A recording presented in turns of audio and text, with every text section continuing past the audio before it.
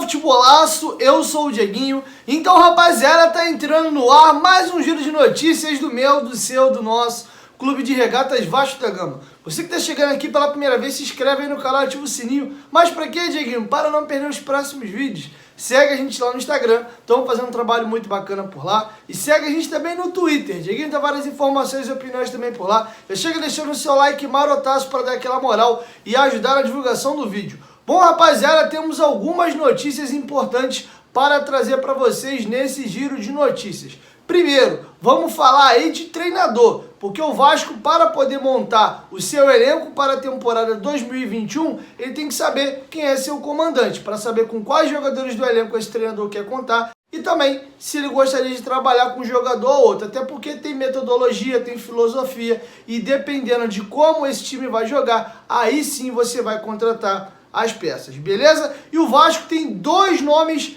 prediletos para poder fechar aí como treinador do Vasco, mas uma coisa é querer, outra coisa é poder. Explico quais são: Fernando Diniz e Lisca Doido. Fernando Diniz foi procurado pelo Vasco, porém o Fernando Diniz não quer resolver seu futuro de forma rápida. Até faz sentido, é um treinador que foi despedido do São Paulo, faltando 5 rodadas para acabar o campeonato, liderou a competição por muito tempo, ou seja, está valorizado, pegou time que brigou para ser campeão brasileiro. Então alguma queda de treinador nas equipes que vão brigar em cima e na Série A devem acabar contratando Fernando Diniz. Inclusive ele trabalhou com o Alexandre Pássaro no São Paulo, eles têm uma ótima relação, mas por essa questão do Diniz querer dar uma segurada e não estar com pressa para definir o seu futuro, o Vasco está descartando. A não ser que haja alguma reviravolta, o Diniz pense melhor, não, quer saber?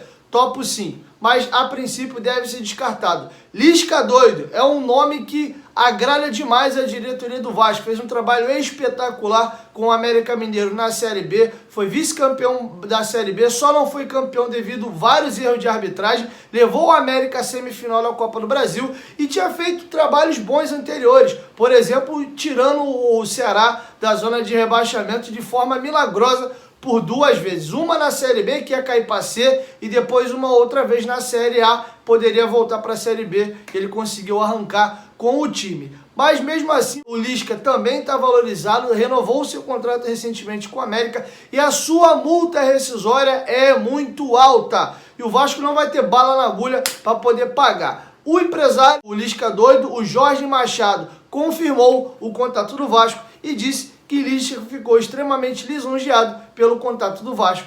E o empresário dele respondeu o seguinte: ele foi procurado, mas temos contrato com o América e a multa é muito alta. Apesar disso, foi uma honra para o Lisca ser lembrado pelo gigante Vasco da Gama. Bom, agora que vocês acabaram de ouvir o Jorge Machado, além de Fernando Diniz e também do Lisca Doido, que eram os prediletos do Vasco, o Vasco tem observado o Pintado, que foi o treinador que subiu o Juventude para a Série A, depois de 13 anos com o Juventude, não jogava mais a elite do futebol, ele acabou de acertar agora com a Ferroviária, e outro treinador também que está na listagem do Vasco é o Marcelo Cabo. Marcelo Cabo fez aí uma campanha boa com o Atlético Goianiense, terminou o Campeonato Brasileiro com 50 pontos, herdou o trabalho do Wagner Mancini, que foi para o Corinthians. Então esses são os nomes que o Vasco está estudando. Como Fernando Diniz e Lisca Doido ficaram mais distantes, no momento os nomes que o Vasco observa mais de perto é o Pintado,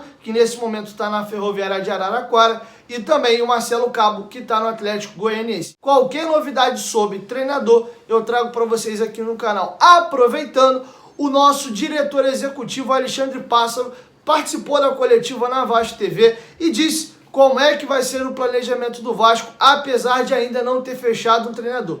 Confere aí. Aplicando o nosso planejamento a partir de agora, o planejamento está traçado, até porque a gente já tem jogo quarta-feira, independentemente do novo treinador, né? A verdade é que, na verdade, a gente já iniciou a busca por um novo treinador e um processo de escolha, não é uma escolha ao léu, não é uma escolha que chega de uma forma aleatória, randômica, não, a gente está criando esse processo, então estão sendo analisados alguns nomes, Eu estou falando com alguns deles, estou falando com presidentes de clube onde já trabalharam, com jogadores com quem já trabalharam. Então, o torcedor pode ter certeza que quando a gente tomar a decisão do treinador, essa decisão vai ser pautada e explicada por um processo. Ela não vai ser simplesmente decidida de uma forma aleatória. E o nosso planejamento, respondendo a tua pergunta especificamente, é que 11 jogadores da equipe que estava aí jogando até ontem permaneceram no clube, os outros entraram em recesso, a princípio até quarta-feira, porque na outra quarta-feira, dia 10, a gente já tem uma data de Copa do Brasil, que pode ser Copa do Brasil, quarta-feira, dia 10, ou no dia 17. Então, se for no dia 17, a gente vai repensar isso, mas a ideia é exatamente esse recesso, muito mais para a cabeça do que para o corpo, e para que a gente também possa, aqui, junto ao novo treinador, que com certeza chegará até o início da semana que vem, a gente poder se programar e definir o destino e o que é o plano do Vasco para cada jogador desses outros que saíram. Esses 11 jogadores que permaneceram se juntaram hoje, agora inclusive, lá no nosso CT, a 20 atletas do Sub-20, esse Sub-20 campeão da Supercopa, campeão da Copa do Brasil, e será comandado, a princípio, os 2 primeiros jogos, na quarta e no sábado, pelo Siston e por toda a equipe da base, junto com a nossa equipe. Então, o treinador será o Siston, o auxiliar técnico será o dele, o preparador de goleiro será o da base, porque esses 11 atletas que permaneceram são todos da base, então há uma identidade, uma tranquilidade de trabalho ali muito grande. E esse nosso processo visa muita coisa, não é um remendo ao remendo que foi essa temporada, né? Não é uma solução para o remendo que foi essa temporada. Na verdade, ele é uma coisa pensada exatamente para que a gente possa ver esses atletas também no nível profissional, né, no nível de disputa profissional e não no sub-20, para que a nossa base cada vez mais tenha espaço no profissional, e é isso que a gente pode materializar quando a gente fala de integração, independentemente do novo plano do plano do novo treinador a partir de segunda ou quarta-feira. Então, a partir de hoje, é esse o destino. Eles treinam hoje, sábado, domingo, segunda, terça, jogamos quarta, treinam quinta, sexta, jogam sábado, a parte, o grupo que chega na quarta-feira para jogar no sábado, para se apresentar e iniciar a preparação da temporada. Então, por enquanto, é esse o nosso planejamento que a gente vai seguir pelo menos até a segunda rodada do Carioca. Bom, rapaziada, e para finalizar, foi muito discutido e tá todo mundo me perguntando muito lá no Instagram, fiz uma live mais cedo. Dieguinho, e a situação de Vasco e Inter? E a situação de Vasco e Inter vai anular? O Vasco tem condição de ficar na primeira divisão ainda? Eu vou trazer para vocês o segundo vice-presidente geral do Vasco, o Duque Estrada, que é ele que está encabeçando essa situação no STJD. E ele participou da coletiva também na Vasco TV mais cedo e comentou em que pé anda essa situação e apontou os erros de direito que o Vasco achou, e o Vasco está confiante de conseguir anular a partida, apesar de saber que a situação é bem complexa. Confere aí. O objetivo aqui da minha intervenção é trazer para vocês uma atualização sobre a questão da discussão da impugnação da partida com o Internacional ocorrida na rodada anterior. Como todos sabem, houve um lance polêmico, um lance ajustado, segundo a terminologia do VAR, e esse lance, assodadamente, foi confirmada a validade do gol, quando depois, por recursos técnicos, se viu que havia um flagrante impedimento. A questão jurídica que se coloca, e isso eu quero deixar muito claro, não se está discutindo aqui um erro de fato, mas sim um erro de direito. E qual é esse erro de direito flagrante e gravíssimo? Quando nós vamos para uma competição desportiva, nós devemos saber que regras vão ser aplicadas, que recursos vão estar disponíveis e como aquilo vai funcionar na prática. Portanto, um jogo, uma partida de futebol, que tem um senhor operando instrumentos tecnológicos para rever lances, torna, evidentemente, uma influência importantíssima em relação aos jogadores e aos demais árbitros que fazem parte da partida. Isso é evidente. Portanto, se eu começo uma partida dizendo que tem VAR, e se ao longo dessa partida se mostra que esse recurso do VAR não funciona, essa partida, o seu regulamento está equivocado, flagrantemente equivocado. O que ocorreu aqui no caso, e são 3 erros de direito gravíssimos que nós apontamos na nossa impugnação e reforçamos esses erros depois que se fez chegar às mãos do STJD os áudios e vídeos do incidente do VAR, por determinação do presidente do tribunal, se verificou que não há um teste de funcionamento do VAR antes que garanta o funcionamento das linhas de impedimento, algo fundamental. Nós todos vimos ontem, o campeonato foi decidido no VAR, foi decidido em impedimentos. Como é que essas linhas funcionam ou não funcionam? Imagina se ontem, na final, no último jogo do Inter, a linha não funciona, está descalibrada. O que ia ser feito? Esse jogo ia valer? Então isso é gravíssimo. Em segundo lugar, se soubesse que não estava funcionando, o árbitro tinha a obrigação de alertar os jogadores. Não está funcionando, esse jogo não tem VAR. Os senhores saibam disso. Não foram alertados. Em terceiro lugar, existe um princípio regulador do VAR, e está com todas as letras escritas no regulamento, que a precisão é mais importante do que a pressa. E, com devido respeito à necessidade de correção técnica, se afirmou várias vezes que o erro foi corrigido em 9 minutos, em 8 minutos.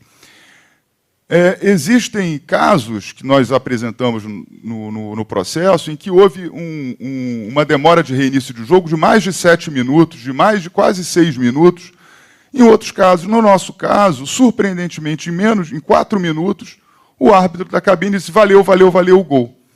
Quando, evidentemente, se mostrava todo mundo que assistiu o áudio, que viu, assistiu o vídeo, perdão, e ouviu o áudio, viu que havia uma gravíssima dúvida sobre a regularidade do lance, o que recomendava mais parcimônia, mais tranquilidade, que se chamasse o árbitro à beira do gramado, que olhasse o vídeo, que se pronunciasse, então, diante de uma exibição das imagens, o que não aconteceu. Então, nós aqui do Departamento Jurídico, doutor Zé Cândido Bulhões, e eu, como segundo vice-geral, estamos acompanhando de perto a questão no STJD e estamos buscando, na verdade, a reparação de um gravíssimo dano. Nesse momento, a reparação desportiva. Vamos ver se o tribunal, nós temos confiança na capacidade técnica do tribunal, na compreensão da gravidade da situação e, mais importante que tudo isso, na relevância do VAR como um instrumento para a condução do campeonato. É um dia muito difícil, como muitos falaram, independentemente do que resulte enfim, essa questão do STJD. E aí eu quero fazer um parênteses, além de parabenizar todo o departamento jurídico aqui do Vasco, principalmente na pessoa do vice-presidente jurídico José Cândido Bulhões, que quando a gente fala em Superior Tribunal de Justiça Desportiva, o que a gente busca nesse tribunal, e eu sou advogado, eu sei disso, é a justiça. E o que o Brasil inteiro e o mundo inteiro ontem pôde ver, alguns jornais chamaram de escândalo, foi uma injustiça sem tamanho e uma injustiça baseada em uma ferramenta que veio para tirar a injustiça do futebol. Isso a gente não pode esquecer, é isso que aconteceu. Bom, rapaziada, vou encerrando por aqui. No finalzinho, o Alexandre Pássaro também deu uma pincelada em cima dessa situação. É isso. Amanhã, 5h30 da manhã, o Diguinho volta com mais informações do nosso Vascão. Chegou até aqui, dá essa moral, deixa seu like, é muito importante para que esse vídeo possa chegar para mais vascaínos. Se não gostou, pode deixar o seu dislike também, não tem problema. E se inscreve aí no canal, dá essa força pro Dieguinho. Quanto mais vascaínos aqui, mais força a gente ganha para ajudar o nosso Vascão, beleza? 1, 2, 3, futebolaço. Tamo junto, família. Eu, a qualquer momento, Dieguinho volta. Vasco, tamo junto. Valeu, fui!